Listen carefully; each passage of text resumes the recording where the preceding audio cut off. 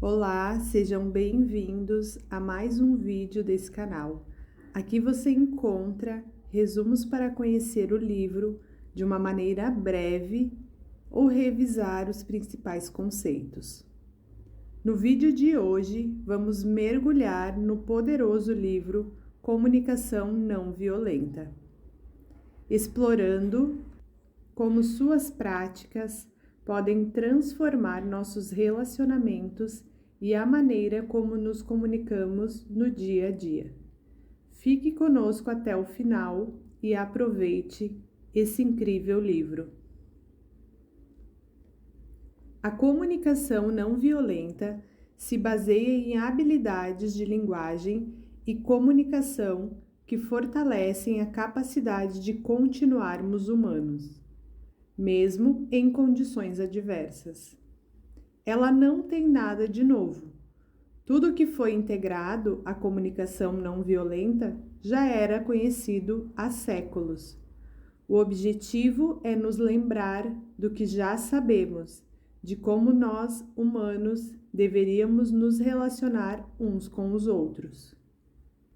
A comunicação não violenta nos ajuda a reformular a maneira pela qual nos expressamos e ouvimos os outros. Nossas palavras, em vez de serem reações repetitivas e automáticas, tornam-se respostas conscientes, firmemente baseadas na consciência do que estamos percebendo, sentindo e desejando. Somos levados a nos expressar com honestidade e clareza, ao mesmo tempo que damos aos outros uma atenção respeitosa e empática.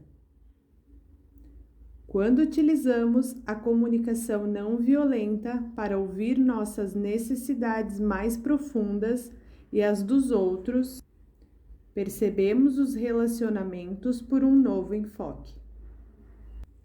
À medida que a comunicação não violenta substitui nossos velhos padrões de defesa, recuo ou ataque, diante de julgamentos críticos, vamos percebendo a nós e aos outros, assim como nossas intenções e relacionamentos, por um enfoque novo. A resistência à postura defensiva e as reações violentas são minimizadas quando nos concentramos em tornar mais claro o que o outro está observando, sentindo e necessitando, em vez de diagnosticar e julgar. Descobrimos a profundidade da nossa própria compaixão. O processo da comunicação não violenta. Para chegar ao mútuo desejo de nos entregarmos de coração, concentramos a luz da consciência em 4 áreas, às quais nos referimos como os 4 componentes do modelo comunicação não violenta. Primeiro componente, a observação. Primeiramente, observamos o que está de fato acontecendo numa situação. O que está vendo os outros dizerem ou fazerem que é enriquecedor ou não para a nossa vida? O truque é ser capaz de observar sem fazer nenhum julgamento. 2. Sentimento. Em seguida, identificamos como nos sentimos ao observar aquela ação. Magoados, assustados, alegres, divertidos ou irritados. 3. Necessidade. Nesse ponto, reconhecemos quais de nossas necessidades estão ligadas aos sentimentos que identificamos ali. 4. Pedido. Nesse 4º componente, focamos no que estamos querendo da nossa outra parte para enriquecer a nossa vida ou torná-la mais maravilhosa.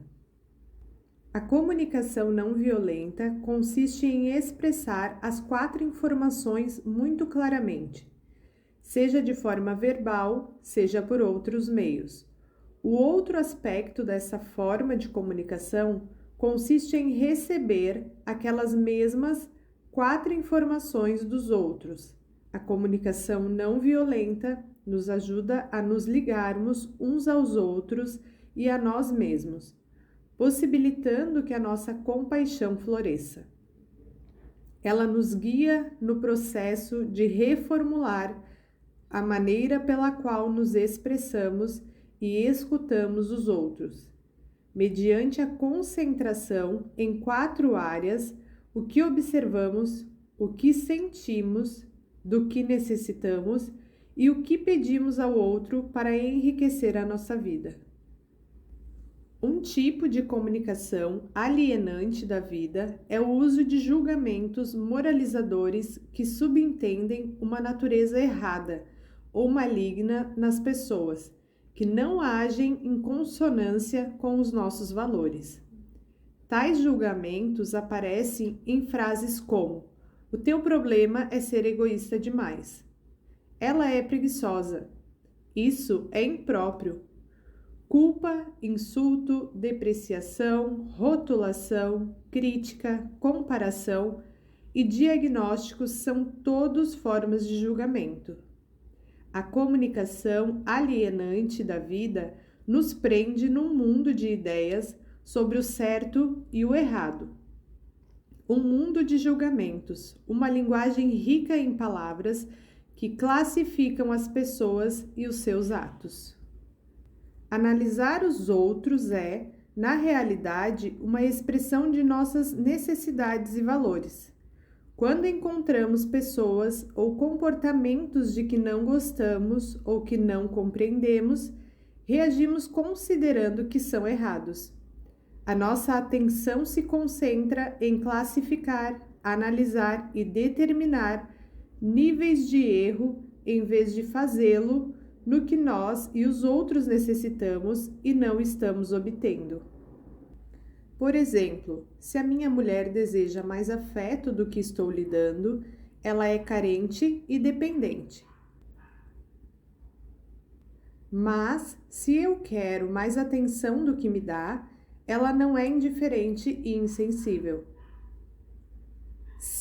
Se tivéssemos sido criados falando uma linguagem que facilitasse exprimir compaixão, teríamos aprendido a articular diretamente nossas necessidades e os nossos valores, em vez de insinuarmos que algo é ou não errado, quando não atende os nossos pedidos. Comunicar os nossos desejos como exigências é uma forma de linguagem que bloqueia a compaixão. Uma exigência ameaça os ouvintes explícita ou implicitamente com culpa ou punição se eles não o atenderem. É uma forma de comunicação comum em nossa cultura, especialmente entre aqueles que detêm posição de autoridade. É de nossa natureza gostarmos de dar e receber com compaixão. Entretanto, aprendemos muitas formas de comunicação alienante da vida, que nos levam a falar e a nos comportar de maneira que ferem aos outros e a nós mesmos. Uma forma de comunicação alienante da vida é o uso de julgamentos moralizadores que implicam que aqueles que não agem em consonância com os nossos valores estão errados ou são maus. Outra forma desse tipo de comunicação é fazer comparações, que são capazes de bloquear a compaixão tanto pelos outros quanto para nós mesmos. A comunicação alienante da vida também prejudica a nossa compreensão de que cada um de nós é responsável por seus próprios pensamentos, sentimentos e atos. Comunicar nossos desejos de forma de exigência é ainda outra característica da linguagem que bloqueia a compaixão. Observar sem avaliar. O primeiro componente da comunicação não violenta acarreta necessariamente separar observação de avaliação. Precisamos observar claramente sem acrescentar nenhuma avaliação o que vemos, ouvimos ou tocamos que afeta a nossa sensação de bem-estar. Quando combinamos observação com avaliação, as pessoas tendem a receber isso como uma crítica. Para a maioria de nós, é difícil fazer observações que sejam isentas de julgamento, críticas ou de outras formas de análise sobre as pessoas e o seu comportamento. Identificando e expressando sentimentos. O segundo componente necessário para nos expressarmos são os sentimentos. Desenvolver um vocabulário de sentimentos que nos permita nomear ou identificar de forma clara e específicas as nossas emoções nos conecta facilmente uns com os outros. Ao nos permitirmos ser vulneráveis por expressarmos os nossos sentimentos, ajudamos a resolver conflitos.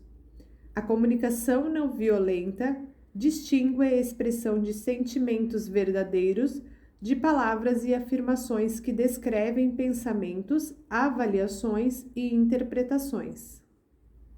Assumindo a responsabilidade por nossos sentimentos. No terceiro componente da comunicação não violenta, reconhecemos a raiz dos nossos sentimentos. A comunicação não violenta aumenta nossa consciência de que o que os outros dizem e fazem pode ser o estímulo, mas nunca a causa dos nossos sentimentos. Com ela, vemos que os nossos sentimentos resultam de como escolhemos receber o que os outros dizem e fazem, bem como de nossas necessidades e expectativas específicas naquele momento. Com esse terceiro componente, somos levados a aceitar a responsabilidade pelo que fazemos para gerar os nossos próprios sentimentos. 4 opções de como receber mensagens negativas. Culpamos a nós mesmos, ou culpamos aos outros, ou escutamos nossos próprios sentimentos e necessidades, ou escutar os sentimentos e as necessidades dos outros. No desenvolvimento em direção a um estado de libertação emocional, a maioria de nós parece passar por 3 estágios na maneira como nos relacionamos com os outros. Estágio número 1. Nesse estágio, que eu costumo denominar como escravidão emocional, nós acreditamos que somos responsáveis pelos sentimentos dos outros. Achamos que devemos nos esforçar constantemente para manter todos felizes. Se eles não parecem felizes, sentimos-nos responsáveis e compelimos a fazer alguma coisa a respeito. Isso pode facilmente nos levar a ver as próprias pessoas que são mais próximas de nós como uns fardos. Estágio número 2. Nessa fase, tomamos consciência do alto custo de assumir a responsabilidade pelos sentimentos dos outros e por satisfazê-los em detrimento de nós mesmos. Quando percebemos quanto de nossas vidas perdemos e quão pouco respondemos ao chamado da nossa própria alma, podemos ficar com raiva. Costumo chamar esse estágio de ranzinza, pois quando confrontados como o problema é seu, não sou responsável pelos seus sentimentos, para nós fica claro que aquilo pelo que não somos responsáveis, mas ainda temos de aprender como ser responsáveis para com os outros de uma maneira que não escravize emocionalmente. À medida que emergimos do estágio da escravidão emocional, pode ser que continuemos a carregar resquícios de medo e culpa por termos nossas próprias necessidades. Assim, não surpreende que acabemos expressando essas necessidades de maneiras que parecem rígidas e inflexíveis para os outros. Estágio 3. A libertação emocional. Respondemos às necessidades dos outros por compaixão, nunca por medo, por culpa ou vergonha. Desse modo, as nossas ações estão nos realizando, assim como aqueles que são o objeto dos nossos esforços. Aceitamos total responsabilidade por nossas intenções e ações, mas não pelos sentimentos dos outros. Nesse estágio, temos consciência de que nunca poderemos satisfazer as nossas próprias necessidades à custa dos outros. A libertação emocional envolve afirmar claramente o que necessitamos, de uma maneira que deixe óbvio que estamos igualmente empenhados em que as necessidades dos outros sejam satisfeitas. O quarto componente da comunicação não violenta aborda a questão do que gostaríamos de pedir uns aos outros para enriquecer as nossas vidas. Evite frases vagas, abstratas ou ambíguas e se lembre de usar uma linguagem de ação positiva, ao declarar o que está pedindo em vez do que não está. Quanto mais claro você for a respeito do que deseja obter como retorno, mais provável será que consiga. Pedidos são percebidos como exigências quando os ouvintes acreditam que serão culpados ou punidos se não os atenderem. Podemos ajudar os outros a confiar que estamos fazendo um pedido e não uma exigência, se indicarmos nosso desejo de que eles nos atendam somente se puderem fazê-lo de livre vontade. O objetivo da comunicação não violenta não é mudar as pessoas e o seu comportamento para conseguir o que queremos, mas sim estabelecer relacionamentos baseados em honestidade e empatia, que acabarão atendendo às necessidades de todos. Receber com empatia. A empatia é a compreensão respeitosa do que os outros estão vivendo. A verdadeira empatia requer que se escute com todo o ser. Ao nos relacionarmos com os outros, a empatia ocorre somente quando conseguimos nos livrar de todas as ideias pré-concebidas e julgamentos a respeito deles. Pergunte antes de oferecer conselhos. Tendemos a ter forte desejo de dar conselhos ou encorajamento e de explicar nossas próprias posições ou sentimentos. A empatia, por outro lado, requer que se concentre plenamente a atenção na mensagem da outra pessoa. Damos aos outros o tempo e espaço de que precisamos para se expressarem completamente e sentirem-se compreendidos. Na comunicação não violenta, não importa que palavras as pessoas usem para se expressar. Procuramos escutar suas observações, sentimentos e necessidades e o que elas estão pedindo para enriquecer suas próprias vidas. Nossa capacidade de oferecer empatia pode nos permitir continuar vulneráveis, desarmar situações de violência em potencial, ajudar a ouvir a palavra não sem tomá-las como rejeição, reviver uma conversa sem vida e até a escutar os sentimentos e necessidades expressos através do silêncio. Repetidas vezes, as pessoas transcendem os efeitos paralisantes da dor psicológica, quando elas têm suficiente contato com alguém que as possa escutar com empatia.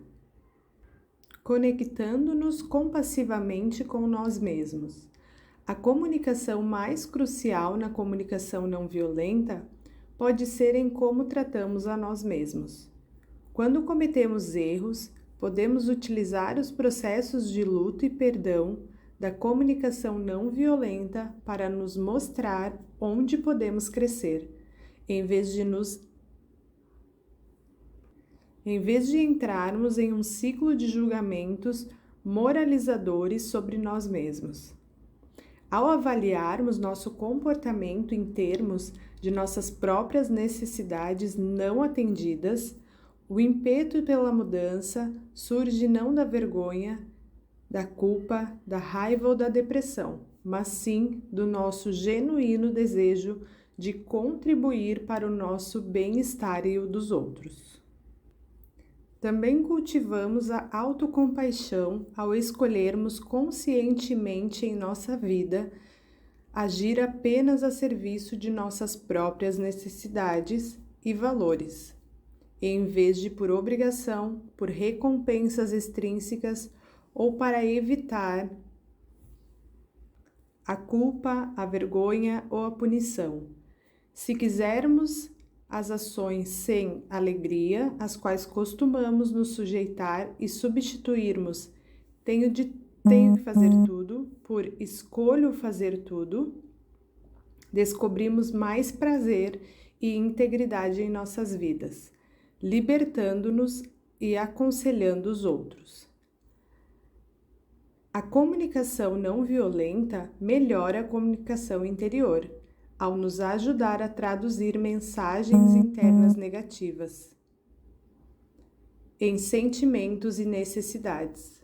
Nossa capacidade de distinguir nossos próprios sentimentos e necessidades e de entrar em empatia com eles pode nos libertar da depressão.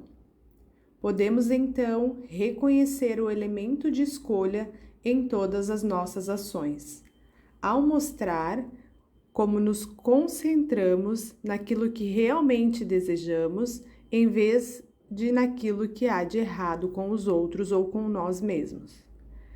A comunicação não violenta nos dá ferramenta e a compreensão de que precisamos para criar um estado mental pacífico.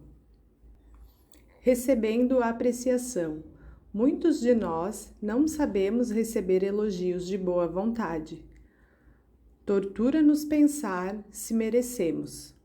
Preocupamo-nos com o que se espera de nós, especialmente se temos professores ou gerentes que usam o elogio como um instrumento para incrementar a produtividade. Ou ficamos nervosos por termos de corresponder à apreciação. Costumamos a uma cultura em que comprar, trabalhar para ganhar e merecer são os modos padrão de intercâmbio. Muitas vezes nos sentimos desconfortáveis com o simples ato de dar e receber. A comunicação não violenta nos encoraja a receber apreciação com a mesma qualidade de que expressamos ao escutar outras mensagens. Ouvimos o que fizemos para contribuir para o bem-estar dos outros, escutamos seus sentimentos e as necessidades que foram atendidas. Aceitamos em nosso coração a alegria e a realidade que cada um de nós pode melhorar a qualidade de vida dos outros. Finalizamos por aqui mais um resumo inteligente. Curte e compartilha com os seus amigos para que esse conteúdo chegue a mais pessoas. Se inscreva no canal para ficar por dentro dos próximos vídeos que vão entrar aqui. Um grande abraço e nos vemos no próximo vídeo.